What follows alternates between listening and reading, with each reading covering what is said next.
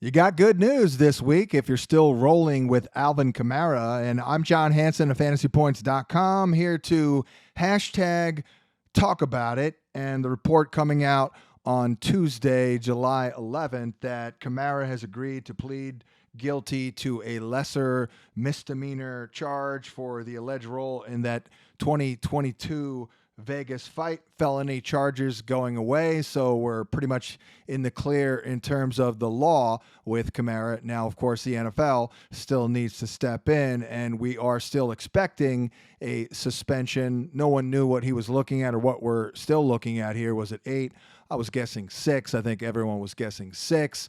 Now it might be dropped down to a 4-game suspension, and that might be the best news of all out of Alvin Kamara, and I'll get to why at the end of this video when I finish really rolling out the negatives on Mr.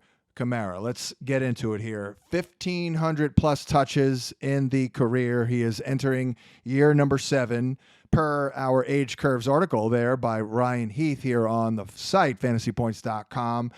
Year 7 for running backs is the first year in which we see the production dip below the career baseline. I think we're already seeing that with Alvin Kamara. He does play hurt. We're starting to get a little bit every year. There's seemingly some sort of bump or bruise that he's dealing with, and obviously much, much less effective over the years. And now we have way more competition in the backfield for touches for Kamara. Of course, they brought in Jamal Williams, Mr. Touchdown last year. Alvin Kamara, by the way, per fantasy points data in stuffed rate, middle of the pack, 20th out of 42 with at least 100 carries last year at about 45%. I have some other data points, though, that really don't paint a great picture. I'm not even looking at the yard per carry average or anything like that. That's readily available stats. I have some hardcore data, of course, from Fantasy Points data, but let me get into 2 more points on the negative about Alvin Kamara, and then I'll get into some stats, and then I'll end the video with a positive note here that could be a little under the radar in terms of the suspension, the looming suspension that he's dealing with.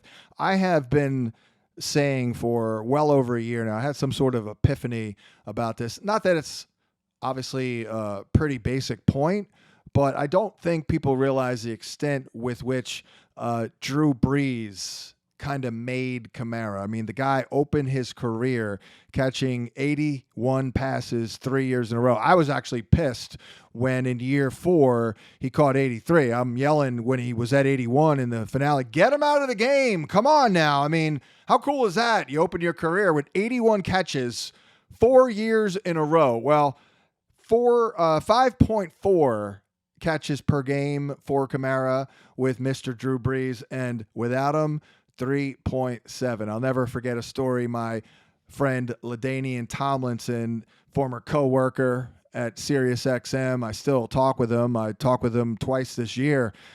Took him number 1 overall, by the way, in an all-time fantasy football draft. But he told me a story back in 03, I believe. Him and Brees are both from Texas, and they knew each other a little bit. And so they were kind of friendly before they were even teammates in San Diego. And just randomly one day in training camp, Brees tells LT, hey, by the way, you're catching 100 balls this year. And LT's like, you get the hell out of here. No way.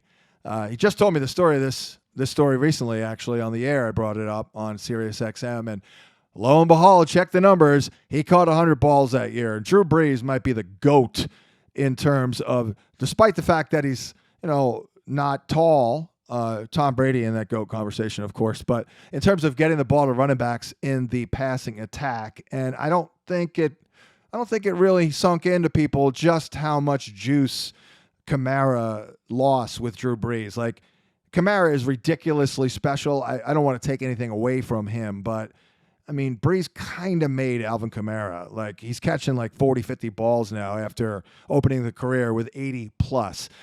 Also, related to this is the Sean Payton factor.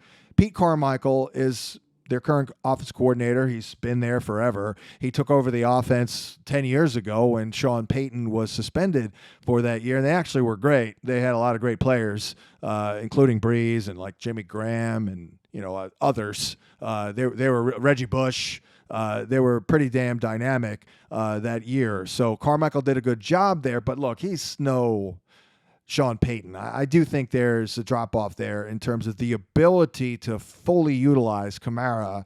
I think Sean Payton had the magic touch with that. Again, not to take anything away from Kamara. The guy is, and has been absolutely special. One of the better running backs I've ever seen. Some of the best contact balance and the ability to glide. And I don't know if I've ever seen a guy really make it look that easy when you're talking peak Kamara. However, we do have obviously a lot of data points here coming out of year 6 for Kamara that are not very flattering. And this is all, of course, per fantasy points data. The beast will be unleashed, the Fantasy Points Data Suite, on July 17th. So obviously stay tuned for that. We're going to give away free access for a very short period of time for you to go in there and check it out, kick the tires. But among all running backs last year with at least 100 carries, there were 42 of them.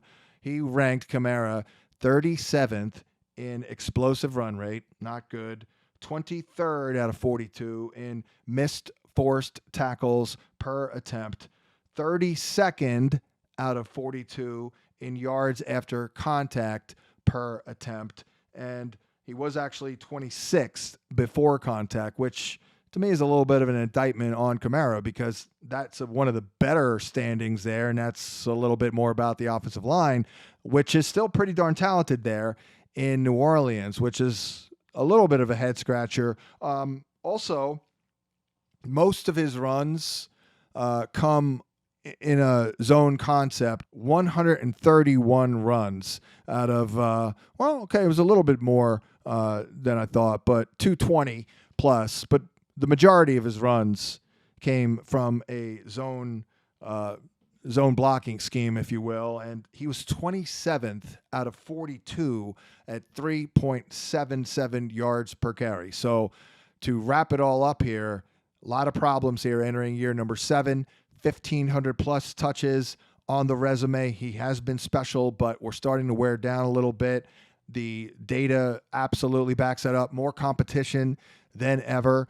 We do get a break with the quarterback in Derek Carr, who's pretty good at getting the ball to the running back in the passing attack, but not as good nearly as Drew Brees. Probably a slight upgrade from where Kamara has been here, but a lot of competition here in the backfield with Jamal Williams there. Kendra Miller might be get hosed a little bit here in terms of having a chance if Kamara is looking at a minimal suspension, but we are looking at a suspension. So we're adding up the pros and the cons with Alvin Kamara. And of course, his ADP will have to move. And once we get word on, exactly how much of a suspension we're looking at, the ADP will rise. And I would imagine we'll be below the markets here. We're actually kind of at the markets. 34, RB34 on Underdog Fantasy. By the way, fantasypoints.com/underdog fantasy if you've never played there, and see how you can get a subscription to the website for only $5. But we have him at 35. Certainly not on my player to target list. ADP around 100 right now on Underdog Fantasy, and that's with the looming suspension. So maybe it rises a little bit to like 70 or 80. Nah, I'm still out on Kamara with that. There is, though, one bright side of the New Orleans Saints in 2023 with Alvin Kamara, and that is the schedule. Let's take a look, because if this is a 4-game suspension, and I'm not sure if people were looking at this before or not, but now that we're getting some actual news here, I took a long look. And if we're looking at a 4-game suspension, obviously that is likely going to be served or will be served to open the season. And here are those matchups: Tennessee, Carolina, Green Bay, Tampa Bay. Might not sound like murderer's row there, but I would qualify that as a pretty hard stretch of games there. And if it's a 6-game suspension, now we're dipping into New England for game 5. So the first 5 games for these New Orleans Saints, I would argue by far their toughest stretch of multiple games. And I could also argue that 3 of their 5 worst matchups are in this stretch of first 5 games. So this could really work out for Kamara and give him a little bit of a boost because, as I've outlined here, I think he does need it. Again, I'm still not taking him because I'm an ageist. I do not like drafting running backs whose best years are obviously and so clearly in the rear view. I like players with their best football in front of them, but for those out there still looking to be sneaky with it, it could happen. He has been, a Hall of Fame caliber player up until this point, but we do get a break with the schedule. So let's just say, I don't think it'll be a 5-gamer, but let's average it out between 4 and 6 and call it 5. So the schedule from the 6th game on is pretty darn nice. Houston, Jacksonville, Indianapolis, Chicago, Minnesota, Atlanta, Detroit, Carolina again, the New York Giants, the LA Rams. This is late in the season. They could be in full tank mode by then. Tampa Bay and Atlanta. That is a really good stretch. So quite a fortuitous opening of the schedule for Alvin Kamara in conjunction with the timing of this, we assume, pending suspension, which we also assume will be served early in the year. Not for me. Running backs you can get really good running backs around 80 overall, like my guy Rashad White, or a little earlier, Cam Akers, someone like that. A younger guy, let's be honest here. So if you're into Kamara, I painted a pretty bleak picture there, but I think, we can offset some of this or maybe all of it with this wonderful schedule. So until next time, I'll wrap it up there, but a little topical video for you on Alvin Kamara here in early July. And stay tuned for the launch of the Fantasy Points Data Suite. We will be offering a free introductory trial offer. Make sure you follow us on all the socials. And until next time, I'm John Hansen. Make sure you like and subscribe. Throw me a bone here and give me a good comment. Thank you.